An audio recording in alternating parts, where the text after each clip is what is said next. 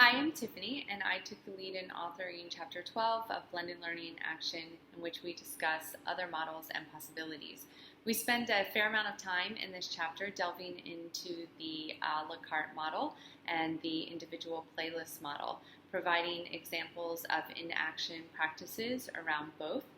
We also felt that it was important to leave some room in this book for the exploration of the what if we could get past the models into some creative space, then what could emerge is a very connected form of blended learning, which we're already starting to see with global projects and classrooms reaching out to other classrooms and peer groups that extend far beyond the classroom walls.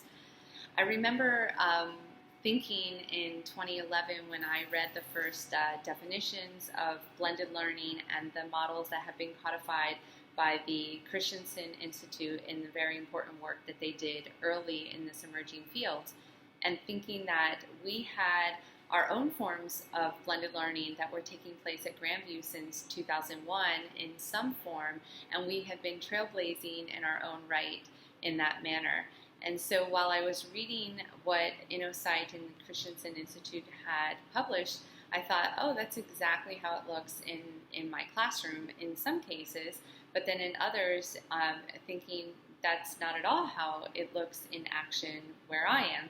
In fact, we had this flex model that we had created. It was just born out of a desire to have our seniors experience a class in which they could take some part of the class online in an asynchronous fashion from the comfort of their own homes or down the street or in the classroom space on certain days that were flex days.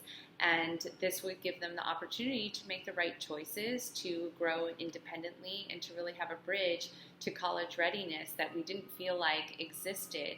And we saw students going in to take online classes who weren't prepared to do them. They didn't really know how to have academic conversations online when they weren't able to talk face-to-face.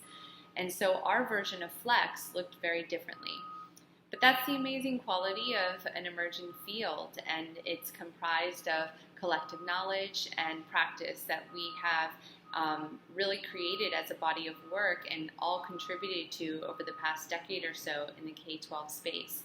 And so in writing this book, we felt it was highly important to provide the frameworks and in-action practices from the existing models to help teachers and school leaders lead implementations that would transform schools from more traditional models to something that could be really exciting in 21st century learning and beyond.